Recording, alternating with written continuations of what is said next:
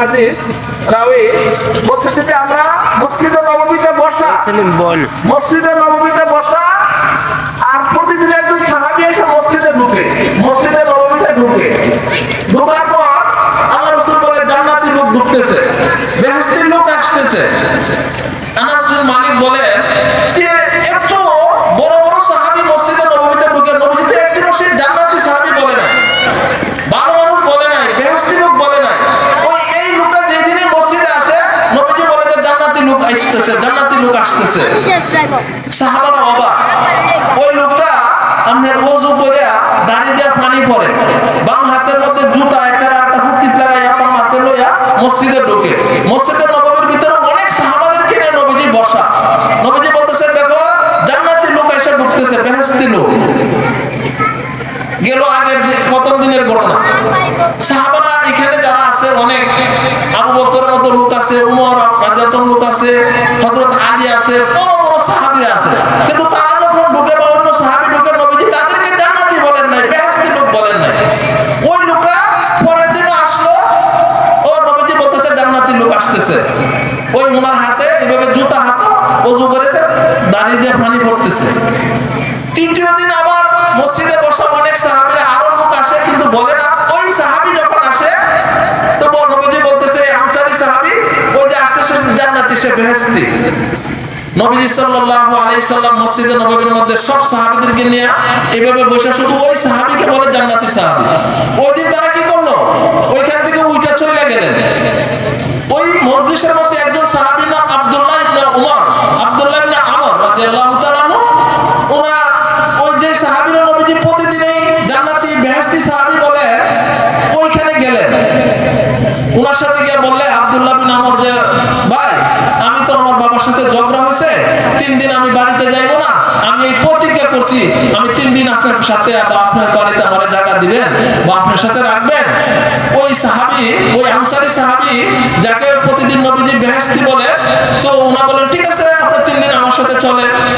হযরত আব্দুল্লাহ বিন আমর বলেন যে আমি ওনার বাড়িতে গেলাম, গিয়া এশার নামাজ পড়ে খাওয়া দাওয়া করে ওনার বাড়িতে ঘুমাইলাম।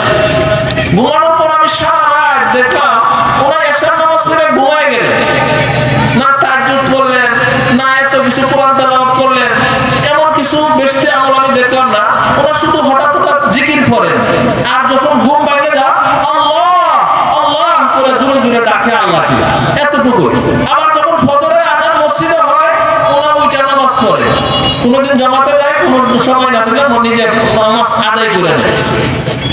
বললো দ্বিতীয় দিনে আমি এইভাবে রইলাম, দ্বিতীয় দিনে ওনার কাছে এত বেশি আমল আমি দেখলাম না যে ওনা সারা রাত তাহাজ্জুদ করে বা কোরআন তেলাওয়াত করে সারা দিন এত করে, এরকম নাই। বরং এশার নামাজ পড়ে ঘুমায় গেল, যখন ফজর হয় আল্লাহকে ডাকে, জিকির করে সুবহানাল্লাহ আলহামদুলিল্লাহ লা ইলাহা করে, আর বেশি ঘুম ভাঙলে আল্লাহ আল্লাহ করে জোরে ডাকে, আর ফজরের নামাজ পড়ে।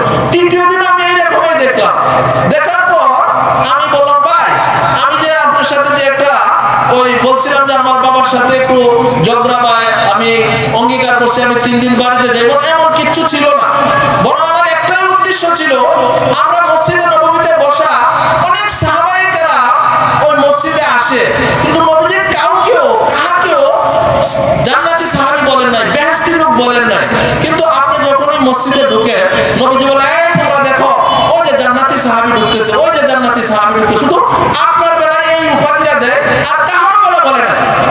আমি আসছিলাম যে আপনার কাছে থাকবো, আপনার বাড়িতে থাকবো, ওই 3 রাত্রে আপনি কি এক্সট্রা আমল করেন, আপনার কি আলাদা গুণ, ওইগুলি আমি দেখার জন্যই আপনার বাড়িতে থাকতেছি এবং থাকলাম। কিন্তু এমন কোনো আমল তো আমি দেখলাম না যে আমলের কারণে আপনাকে নবীজি প্রতিদিনে জান্নাতি বেহেশতি বলে, আমি এই কারণে আসছিলাম। তো ওই সাহাবী, আনসারী সাহাবী হযরত আব্দুল্লাহ বিন আমর বলতেছে না আমার এমন কোনো আমল নাই, আমার এখানে আমল। পরে এই সাহাবী আব্দুল্লাহ যাইতেছে গা, কিছু দূরে যাওয়ার পরে ডাইকে আনলেন, এই আসো আসো। আনসারী সাহাবী কি বলেন, ডাইকে আনলেন। আনার পরে বলতেছে শোনো আমার একটা আমল আছে যেটা অন্য মানুষের কাছে নাই। যদি আল্লাহ রাব্বুল আলামিন কোন মুসলমান ভাইকে খাস কোন নিয়ামত দান করে, এই ব্যাপারে আমি কোনো হিংসা বিদ্বেষ করি না। কথাটা খুব খেয়াল করবেন। বলতেছে করতেছে, আল্লাহ তাআলা যদি কোনো মুসলমান ভাইকে কোনো খাস নিয়ামত দান করে,